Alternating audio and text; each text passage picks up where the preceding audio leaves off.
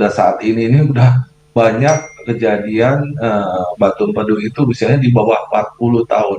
Oke. Yang paling termuda saya dapatkan usia 16 tahun. Wah,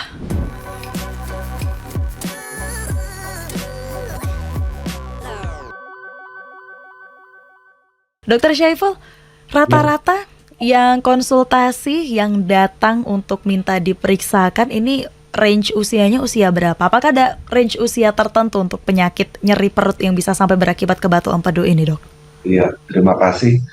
Ya, secara teorinya sih sebetulnya kejadian itu angka kejadian di atas usia 40 tahun ke atas. Mm-mm.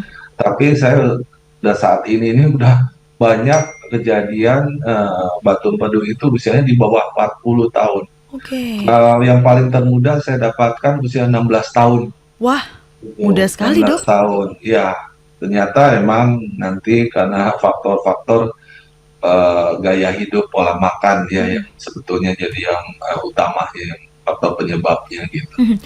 Ini faktor-faktornya apa aja ini, Dok, sebenarnya yang akhirnya bisa mengalami penyakit batu empedu ini, Dok? Jadi salah satunya sekarang kan orang apa instan ya cara Mm-mm. makannya. Jadi salah satu penyebab terjadinya batu empedu itu salah satunya batu dari kolesterol. Jadi Oke. makanan-makanan yang berlemak tinggi itu yang menyebabkan akhirnya dia susah dicerna sehingga dia menumpuk dan menjadi kristalisasi di kantung Mm-mm. empedu gitu Mbak gitu. Mhm, mhm. Oke. Jadi dari gaya hidup juga yang makanya ini akhirnya kenapa beberapa penyakit yang seharusnya dialami ketika usia sudah cukup tua tapi dengan gaya hidup yang tidak baik bisa kita bilang ya, Ya, Dok, akhirnya ya, penyakit-penyakit seperti ini juga sudah mulai bisa dialami oleh anak-anak muda, bahkan dari prakteknya Dokter Syaiful sendiri ada yang berumur 16 tahun tadi ya, Dok, ya. paling muda itu. Ini Iya. untuk pengobatannya sendiri ini, Dok, apakah akhirnya kontinu atau sekali berobat sudah nih, sudah sehat seperti itu?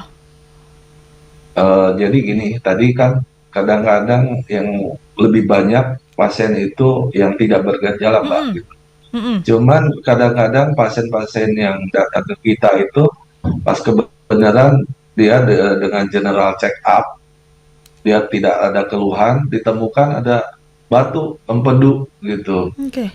Mereka konsultasi, nah, gimana menurut mereka apakah batunya harus diangkat atau tidak, ya itu nanti tergantung dari ukurannya, tergantung di apakah ada klinisnya, ada nyeri gitu Mbak, gitu. Oke. Atau dia ukurannya kecil atau besar gitu. Nanti kita inform konsennya harus gimana gitu.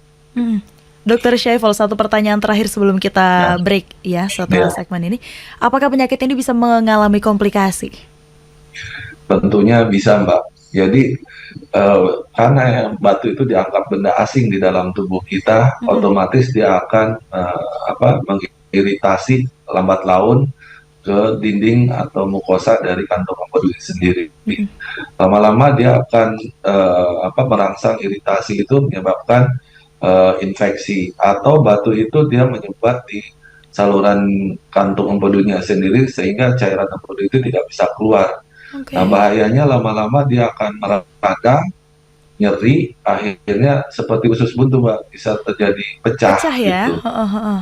Iya, gitu.